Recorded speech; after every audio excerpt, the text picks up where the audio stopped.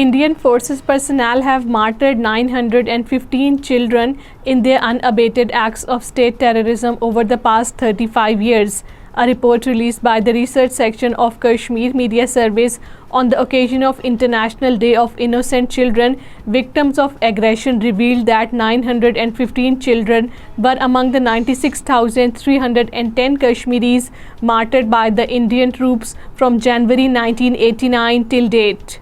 Senior Hurriyat leader and chairman of Jammu and Kashmir Democratic Freedom Party Shabir Ahmad Shah has strongly condemned the continued bloodbath of the innocent Kashmiris at the hands of Indian troops in occupied Kashmir.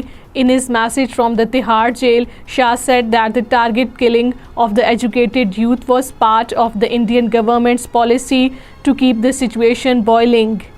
Lieutenant Governor's administration in occupied Kashmir has announced revision of the territory's reservation policy, reducing the open merit share to 40%.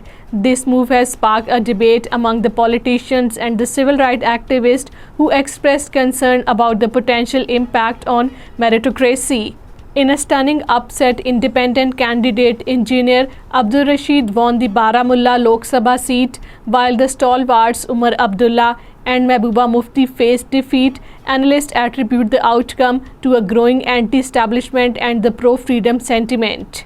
Indian paramilitary troopers shot and injured a woman in the Pulwama district. A woman identified as Shahina 40 was injured when an Indian Central Reserve Police Force man discharged his firearm in the Saidabad Pastuna Tral area of the district. High Court of Occupied Kashmir nullified 5 detention orders under the Public Safety Act and directed the authorities to release the detainees from the preventive custody.